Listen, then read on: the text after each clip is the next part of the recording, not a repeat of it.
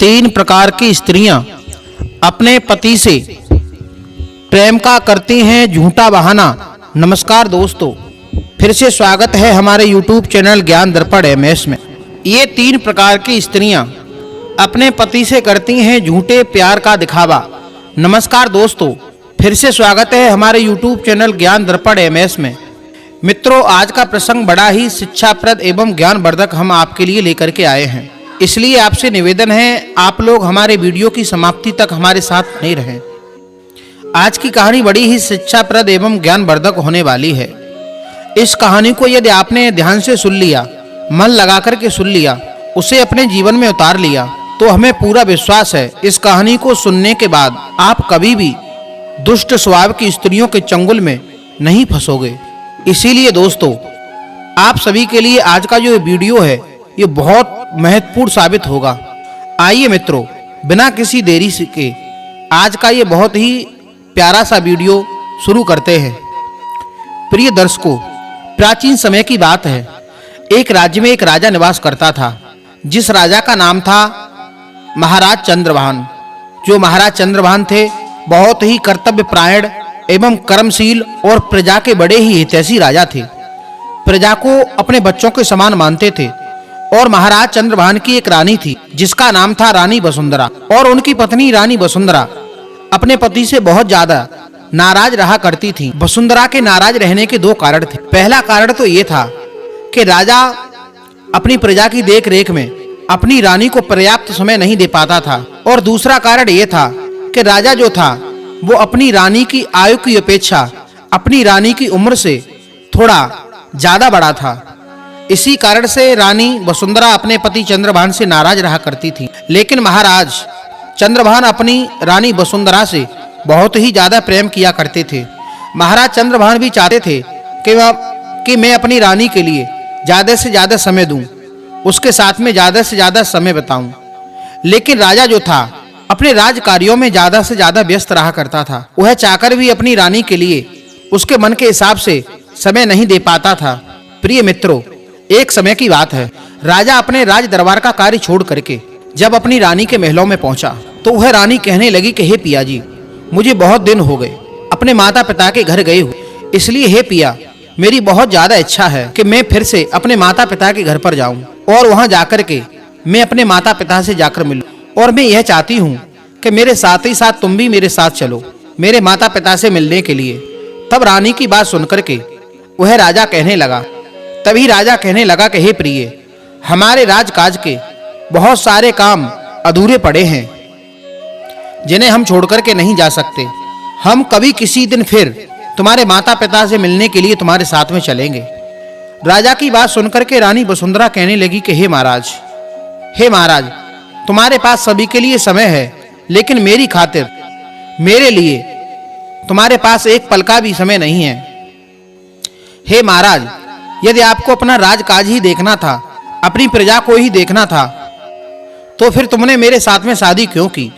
रानी वसुंधरा की ऐसी बातें सुनकर के महाराज चंद्रभान कहने लगे, नहीं प्रिय, ऐसी कोई बात नहीं है, मैं तुमसे भी बहुत ज्यादा प्रेम करता हूँ। लेकिन रानी, यह बात तुम नहीं जानती हो कि हर राजा का यह कर्तव्य होता है कि वह अपनी प्रजा के लिए पुत्र के समान समझे, अपनी संतान के समान समझे। तब रानी वसुंधरा अपने पति की बात सुनकर के कहने लगी, हे महाराज, यह तो राज रोग है, ये कभी समाप्त नहीं होने वाला है। यदि महाराज आज तुम मेरे साथ में नहीं जाओगे तो मैं यही समझूंगी कि तुमको मुझसे प्रेम नहीं है। जैसे ही महाराज चंद्रभान ने अपनी पत्नी वसुंधरा के ये शब्द सुने और अपनी पत्नी को हताश निराश देखा, तो महाराज चंद्रभान कहने लगे कि हे प्रिय, तुम उदास मत हो। अगर तुम्हारी यही हट है तो कल सुबह होते ही हम तुम्हारे साथ में तुम्हारे मायके के लिए चलेंगे और वहां चलकर के तुम्हारे माता पिता से मिलेंगे। रानी वसुंधरा ने जैसे ही अपने पति के मुख से ये वचन सुने तो रानी वसुंधरा बहुत ही प्रसन्न हुई और राजा पर मोहित होकर के अपना प्रेम लुटाने लगी। लेकिन उसी समय महाराज को कोई जरूरी काम याद आ जाता है और राजा अपने उस जरूरी कार्य के लिए रानी वसुंधरा के पास से अपने राज दरबार के लिए चला जाता है। प्रिय मित्रों, जैसे ही अगला दिन हुआ तो राजा अपनी रानी को लेकर के उसके माता पिता के घर के लिए चल देता है। लेकिन जो रानी का मायका था वो राजा के नगर से काफी दूर था। रानी के मायके के लिए जो रास्ता जाता था वो एक बियाबान जंगल से होकर के जाता था।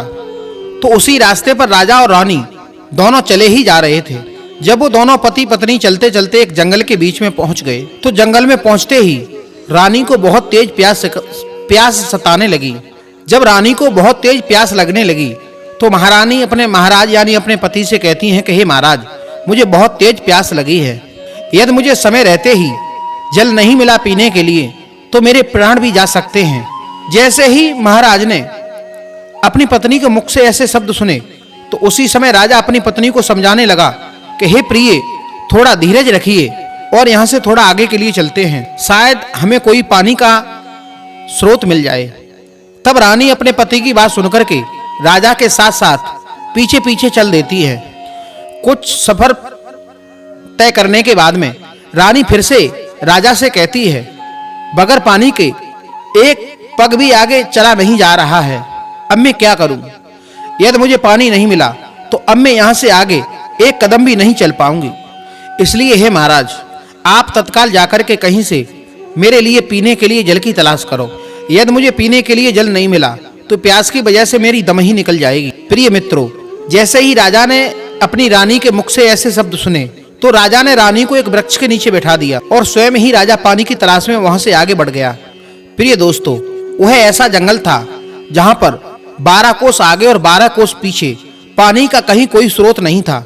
तब राजा को पानी की तलाश करते करते काफी देर उस जंगल में हो जाती है, लेकिन उसे पानी का कहीं कोई स्रोत नहीं मिला। तो राजा वहां से थोड़ा और आगे बढ़ा तो राजा वहां से देखता है। तब राजा देखता है कि एक आम का वृक्ष है और उस आम के वृक्ष के नीचे कुआं बना हुआ है। और आगे बढ़े हैं महाराज तो क्या देखा कि उसी कुआं की पार पर हाथ में बीड़ा लिए हुए एक सुंदर सा राजकुमार बैठा हुआ है। उसके कपड़े फटे हुए थे, था तो सुंदर, लेकिन दिखने में वह भिखारी लग रहा था।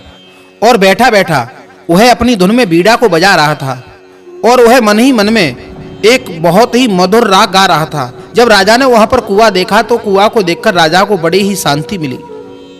तब राजा कुआं को तलाश करने के बाद लौट करके अपनी रानी के पास में पहुंचा और वह राजा अपनी रानी को उसी जगह पर ले गया जहां पर आम के वृक्ष के नीचे कुआं था।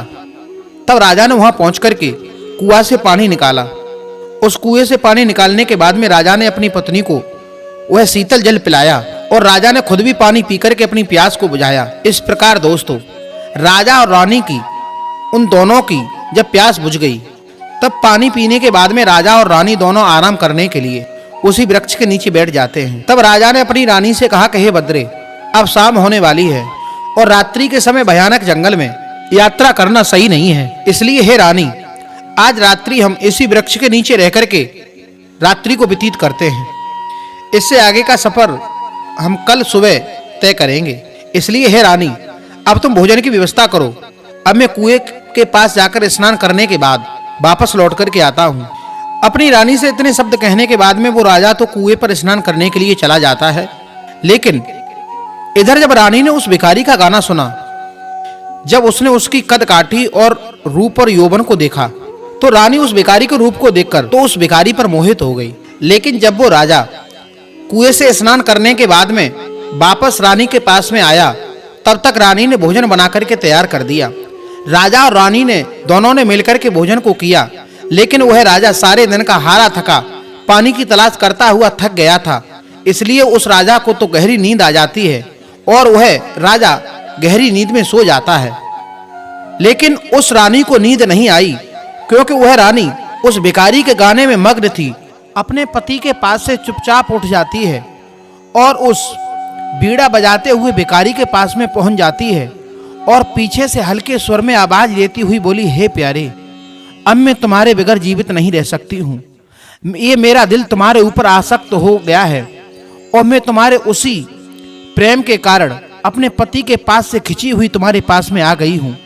अब मैं तुम्हारे बगैर एक पल भी जीवित नहीं रह पाऊंगी। एक काम करो, तुम मुझे यहाँ से भगा करके ले जाओ, कहीं दूर ले चलो मुझे, मैं तुम्हारे साथ में रहूंगी।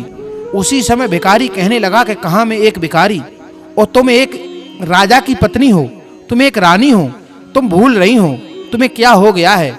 यदि महाराज को मालूम पड़ेगा तो महाराज मेरी खाल खिंचवा करके भूस भरवा देंगे, मुझे जीवित नहीं छोड़ेंगे, मुझे फांसी पे चढ़वा देंगे। उसी समय रानी कहने लगी है कि हे प्यारे, इस घने जंगल में हम इतनी दूर चले जाएंगे कि मेरे पति हमें ढूंढ भी नहीं पाएंगे, तो भला वो तुम्हें फांसी कैसे लगवा देंगे। उसी समय भिखारी कहने लगा, ऐसा नहीं हो सकता। अगर तुम मेरे साथ में चलना ही चाहती हो तो एक काम करना पड़ेगा, तुम्हें अपने पति को इस कुएं में डालना पड़ेगा। जब तुम्हारा पति इस कुएं में गिर जाएगा, मर जाएगा, तब तो मैं तुम्हारे साथ में चलने के लिए तैयार हूं। उसी समय उस प्रेमी के जाल में फंस करके उस पत्नी ने, देखिए कहते हैं ये नारी न नौरंगी है, नौरंगी न सौ रंगी है, ढके तो सब कुनबाकू ढकले, नए नंगी की नंगी है। बारी स्त्री के चरित्र को आज तक भगवान भी नहीं परख पाए। वह स्त्री अपने पति के पास में आकर के दोबारा से लेट जाती है और अपने सोते हुए पति को जगाती है, कहती है कि मुझे बहुत तेज प्यास लगी है पिया, मुझे फिर से पानी पिला दो। अब वह हारा थका हुआ बेचारा राजा जैसे ही अपनी आंखों को मीटता हुआ जगता है, अपने हाथ में रस्सी और बाल्टी लेता है। जैसे ही उस रस्सी और बाल्टी को उस कुएं में डालता है, उस कुएं में जैसे ही रस्सी को डालता है तो उसकी पत्नी पीछे से अपने पति में धक्का दे देती है और अपने पति को उस कुएं में डाल देती है। अब तो वह भिखारी के साथ में बड़े मग्न के साथ में चली जाती है। अब उस भिखारी के पास में कुछ भी नहीं था उसे खिलाने के लिए, केवल उसके हाथ में एक बीड़ा था। अब तो वह रानी और वह भिखारी दर बदर भीख मांग मांग करके, वह भिखारी बीड़ा बजा बजा करके, गाना सुना सुना करके जो भी कुछ पैसा मिल जाता है उसी से पेट का पालन पोषण करते हैं। अब समय व्यतीत होता चला गया। अब तो वह रानी नृत्य करती है, रानी से नर्तकी बन गई। अब तो बड़े बड़े राजा महाराजाओं के दरबार में जाकर के नृत्य करती है, वहां से जो भी धन मिल जाता है उसी से अपने जीवन का निर्वाह करते हैं। लेकिन बहुत दिन हो गए। लेकिन एक बात और बता दें, वह जो राजा, उस पत्नी का पति, वह राजा जो कुएं में पड़ा था, पहले जो कुआं बना करते थे तो सुरक्षा की दृष्टि से उन कुएं में पहले से एक लोहे की जंजीर लटका दी जाती थी। तो अब वह राजा उस कुएं में जैसे ही गिरा और पानी के दबाव के कारण जैसे ही वह राजा ऊपर आया तो उस राजा के हाथ में वही लोहे की जंजीर पड़ जाती है। तो अब वह राजा उस लोहे की जंजीर को पकड़ करके काफी दिनों तक उस कुएं के जल में लटका रहा। लेकिन कुछ समय के बाद में एक पशु का व्यापारी अपने पशुओं को लेकर के उसी कुएं के पास से होकर के जा रहा था। जैसे ही उस व्यापारी की नजर उस कुएं के ऊपर पड़ी तो विचार किया कि कुछ समय तक मैं इस आम के वृक्ष के नीचे आराम कर लूंगा और इस कुएं में स्नान कर लूंगा, अपने पशुओं को भी पानी पिला लूंगा और स्वयं में पानी पी लूंगा। जैसे ही सारे लश्कर को, सारे नौकरों को उसी वृक्ष के नीचे रुकवा दिया उस व्यापारी ने, तो अब वह व्यापारी बाल्टी और रस्सी को लेकर के जैसे ही उस कुआं के पास में गया पानी पीने के लिए, उस रस्सी को जैसे ही बाल्टी को नीचे डाला तो उस राजा ने उस रस्सी को पकड़ लिया, उस बाल्टी को पकड़ लिया। उसी समय वह व्यापारी सोचने लगा कि मेरी बाल्टी किसी कंकड़ पत्थर में कहीं उलझ गई। उसी समय उसने झांक करके देखा तो क्या देखा कि एक व्यक्ति उसकी रस्सी को पकड़े हुए है। उसने सारी बात पूछी कि तुम कौन हो, क्या बात है। उसी समय बताया कि मुझे पहले बाहर निकालो, मैं तुम्हें सारी कहानी बता दूंगा। उसी समय उस व्यापारी ने अपने नौकरों को बुलाया और सभी नौकरों ने मिलकर के उस राजा को बाहर निकाला। तो उसी समय पूछा कि भाई तुम इस जल में कैसे गिर गए, इस कुएं में कैसे गिर गए। उसी समय उस व्यापारी ने सारी बात पूछी तो उस राजा ने हकीकत जो बात थी वो छुपा ली और कह दिया, भैया मैं इसकी पार पर खड़ा होकर के पानी भर रहा था तो उसी समय हवा का झोंका आया और हवा के झोंके से ही मैं इसके जल में भीतर गिर गया। तुमने बहुत बड़ा उपकार किया है मेरे साथ में, तुमने मुझे जीवन दान दे दिया। अब मैं तुम्हें छोड़ करके कभी कहीं नहीं जाऊंगा। अगर तुमने मुझे जीवन दान दे ही दिया है तो आप मेरे ऊपर एक उपकार और कर दो, अब मुझे आप अपने साथ में रख लो। उसी समय व्यापारी कहने लगा, मित्र कोई बात नहीं है, तुम हमारे साथ में हमारे लश्कर के साथ चलो। धीरे धीरे समय व्यतीत होता चला गया। 6-7 महीने व्यतीत हो गए। लेकिन उसकी पत्नी उस भिखारी के साथ में राजा महाराजाओं के दरबार में जाकर के नृत्य करती है। लेकिन जैसे ही वह व्यापारी एक राज दरबार में पहुंचा और वहां पर जाकर के उस राजा से हाथ जोड़कर के विनती करने लगा, कहने लगा कि महाराज यदि आपकी आज्ञा हो जाए तो हम अपने पशुओं को तुम्हारे राज्य में रोकना चाहते हैं। उसी समय वो राजा जो था वहां का राजा बड़ा ही दयालु प्रवृत्ति का था। राजा कहने लगा कि हे व्यापारी तुम चिंता मत करो, हम तुम्हारी सुरक्षा के लिए सारे प्रबंध कर देते हैं। हम तुम्हारे साथ में कुछ सिपाही भेज देते हैं, आप हमारे राज्य में रहें और आज का खाना तुम हमारे साथ ही करना, क्योंकि आज हमारे दरबार में एक ऐसी नर्तकी आई हुई है। आज हम सब लोग मिलकर के उसके नृत्य को देखेंगे। तो दोस्तों होता क्या है, अब वह व्यापारी अपने पशुओं को तो एक जगह पर, एक स्थान पर रोक देता है, वहीं नौकरों को रोक देता है, लेकिन जो राजा को, जो वीरभान जो राजा था, उसे जो निकाला था उस व्यापारी ने, उसे वो अपने साथ में मित्र बना करके रखता है। अब जैसे ही राजा के दरबार में जाते हैं, राजा के साथ बैठ करके अपने मित्र के साथ में भोजन करते हैं। भोजन करने के बाद में वहां का जो राजा था उस व्यापारी को लेकर के, और उस व्यापारी के जो मित्र बना हुआ था वो भी राजा था, उसे लेकर के जैसे ही रंग महल में जाते हैं, वहां पर उस राजा की पत्नी जो कुएं में डाल गई थी, उस राजा की पत्नी वहीं पर नृत्य करने के लिए आई हुई थी। और जैसे ही नृत्य होता रहा, देखते रहे सब लोग, बड़े प्रसन्न हुए। लेकिन जब उस नर्तकी की, उस रानी की नजर अपने पति के ऊपर पड़ी, वो सोचने लगी कि अब तो ये राजा को सारी बात बता देगा और मुझे फांसी चढ़वा देगा, अब मैं क्या करूं। उसने बहुत ही मेहनत से नृत्य किया। उसी समय राजा बड़ा ही प्रसन्न हुआ, और राजा प्रसन्न होने के बाद में कहने लगा कि हे नर्तकी, आप हमसे कुछ मांग लो, जो तुम मांगोगी हम तुम्हें वही दे देंगे। उसी समय वो नर्तकी कहने लगी कि महाराज, हमें कुछ नहीं चाहिए, हम पर तुम इसी तरीका से कृपा दृष्टि बनाए रखो, इसके अलावा हमें कुछ नहीं चाहिए। उसी समय राजा कहने लगा कि हे नर्तकी, तुम बड़ी ही ईमानदार और सुशील दिखती हो, इसलिए तुम हमसे जो भी मांगोगी हम तुम्हें वही दे देंगे। उसी समय नर्तकी कहने लगी कि हे महाराज, अगर हमने कुछ मांग लिया और तुमने देने से इनकार कर दिया तो? राजा कहने लगा, भला ऐसा तुम क्या मांगोगी, तुम कैसी बातें कर रही हो, हम बड़े ही सत्यवादी हैं, जो एक बार कह देते हैं वो दोबारा अपने मुंह से वापस नहीं लौटाते बात को, तुम मांगो, क्या मांगना चाहती हो। तो दोस्तों हुआ क्या है, उसी समय उस नर्तकी कहने लगी कि सुनो महाराज, तुम्हारे दरबार में मेरा एक चोर है, बिना सोचे समझे तुम मेरे उस चोर को फांसी के फंदे पर लटका दो, मुझे यही चाहिए। उसी समय वह राजा कहने लगा कि आखिर हमारे दरबार में तुम्हारा कौन ऐसा चोर है, आप उसका नाम बताइए।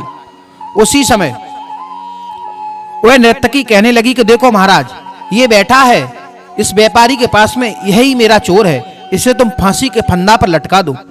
उसी समय व्यापारी कहने लगा है कि महाराज, 6 महीने से ये मेरे साथ में रह रहा है, ये किसी का चोर नहीं है, भला ये किसी का चोर कैसे हो सकता है।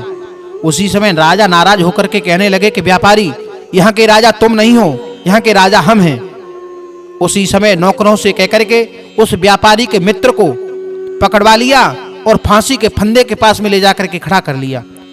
अब तो वह व्यापारी का मित्र रोने लगा और कहने लगा कि महाराज, मेरी अंतिम एक बात है, आप ध्यान से सुन लो, उसके बाद में भले ही आप मुझे फांसी की सजा दे देना। राजा कहने लगा, क्या कहना चाहते हो बताओ। उसी समय वह चंद्रभान जो राजा था वो कहने लगा कि महाराज सुनो, मैं भी एक राज्य का राजा हूं और मेरा नाम है चंद्रभान, और जो ये तुम्हारे पास में खड़ी है ये नर्तकी नहीं, ये मेरी पत्नी है जिसका नाम है वसुंधरा। इसके कहने के अनुसार एक दिन मैं इसके माता पिता से मिलने के लिए साधारण वेश में मैं इसके मायके जा रहा था, लेकिन जो ये बीड़ा बजा रहा है यह भिखारी मुझे रास्ते में एक कुआं के पास में बीड़ा बजाता हुआ मिला। जब मैं हारा थका उस कुआं के पास में लेट गया तो इन दोनों ने सलाह मिलाकर के मुझे कुएं में डाल दिया और ये दोनों भाग गए वहां से। महाराज, इसमें मेरा क्या कसूर है? कृपा इस व्यापारी की है जो इन्होंने मुझे उस कुएं से बाहर निकाल लिया, नहीं तो मेरा ओम नाम सत्य हो जाता। उसी समय इतनी बात चंद्रभान की सुन करके नौकरों से ये कह दिया कि इस भिखारी को और इस वसुंधरा को ले जाकर के चौराहे पर सजाए मौत दी जाए। उसके बाद में उस राजा ने चंद्रभान के साथ में अपनी बेटी का विवाह हंसी खुशी के साथ में संपन्न किया। तो ये तो थी आज की कहानी। तो आइए देखते हैं आगे। अब हम आपके लिए बताते हैं, यह 3 प्रकार की स्त्रियां अपने पति के साथ में झूठे प्रेम का दिखावा करती हैं। ऐसी स्त्रियों से हमें सदैव बचकर के रहना चाहिए। पहली है जो स्त्री अपनी संतान और अपने पति को छोड़ करके चली जाए, ऐसी स्त्री पर हमें कभी भी भूल करके विश्वास नहीं करना चाहिए। जो स्त्री अपने जाए बच्चे और जिसके साथ में 7 बाहमने डाली हैं उसकी नहीं हुई भला वो किसकी हो सकती है। ऐसी स्त्रियों पर हमें कभी भी भरोसा नहीं करना चाहिए। मित्रों, ऐसी स्त्री पर विश्वास करने का मतलब है अपने ही हाथ में कुल्हाड़ी मारना। प्रिय मित्रों, जो दूसरी स्त्री है वो है लालची स्वभाव वाली स्त्री। मित्रों, जो स्त्री तुच्छ से लालच में आकर के अपनी आन बान शान का सौदा कर देती है, ऐसी स्त्री भी कभी किसी की सगी नहीं होती है। ऐसी स्त्री सदैव पैसे से ही प्रेम करती है, और जब तक तुम्हारे पास में पैसा है तब तक ऐसी स्त्री तुम्हारा साथ देती है। जिस दिन उन्हें लगने लगता है कि अब आपके पास में कुछ नहीं बचा है, उसी दिन आपको छोड़ करके गैर मर्दों की तलाश में निकल जाती है और आपको घृणा भरी नजरों से देखने लगती है। तो मित्रों, इसीलिए हमें कभी भी लोभी स्त्री की संगति नहीं करनी चाहिए और हमें सदैव ऐसी लोभी स्त्रियों से बच करके रहना चाहिए। और तीसरी है व्यभिचारिणी स्त्री। तो मित्रों, ऐसी स्त्रियों को न तो आपसे मतलब होता है और ना ही इन्हें आपके मान और सम्मान की फिक्र होती है। व्यभिचारी कोई भी हो सकता है, एक पुरुष भी हो सकता है और एक स्त्री भी हो सकती है। ऐसे लोग जहां तहां मुंह मारते फिरते रहते हैं। हमें ऐसी स्त्री पुरुषों से भी सदैव बच करके रहना चाहिए। ऐसी प्रवृत्ति वाले लोग कभी भी किसी के सगे नहीं होते हैं। प्रिय मित्रों, हम ये नहीं कहते कि सभी स्त्रियां ऐसी होती हैं या फिर सभी पुरुष अच्छे ही होते हैं। देखा जाए तो हाथ की भी उंगलियां पांचों एक समान नहीं होती हैं। वैसे ही स्त्री और पुरुष एक समान नहीं होते हैं। कुछ बहुत अच्छे स्वभाव के होते हैं तो कुछ बहुत ही गलत स्वभाव के होते हैं। तो मित्रों, हम आशा करते हैं आपको यह जानकारी बेहद पसंद आई होगी। यदि ये वीडियो आपको अच्छी लगी हो तो हमारे चैनल को सब्सक्राइब करके बेल आइकन को दबाना ना भूलें। सभी मित्रों को राधे राधे।